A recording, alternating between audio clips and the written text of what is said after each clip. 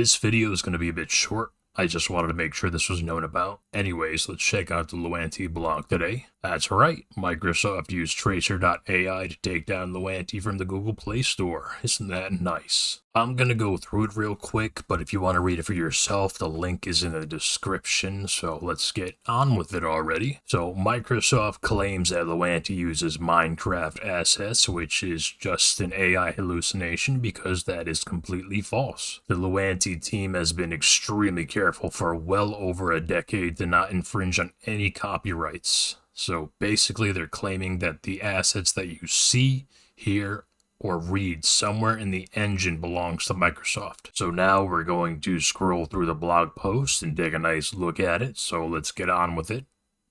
So here it's explaining what Luanti is, and then we get to what a DMCA notice is. You probably know what these things are already, but then we get to the good stuff, which what assets they don't even say what assets it is infringing on, which is fantastic. So basically, the engine itself doesn't contain any Microsoft anything, as you can see in this blog post, and then it goes on further to development test, which is part of the engine, so the engine could actually be tested, and that doesn't contain anything because those are all original. So now we go on to Minetest Game, which is obviously not containing any Minecraft assets or Microsoft or anything like that. It is all original textures and properly licensed. So then we get to third-party content, which Content DB doesn't contain anything Microsoft. I personally know that one because I have a hard time getting my open source stuff on there if I forget licensing info. Basically, Microsoft is abusing the DMCA along with the slot machine from Tracer.AI to try to intimidate an open source project and basically silence them. So cubes are for everyone. So yeah, it talks about the concept of a 3D voxel game and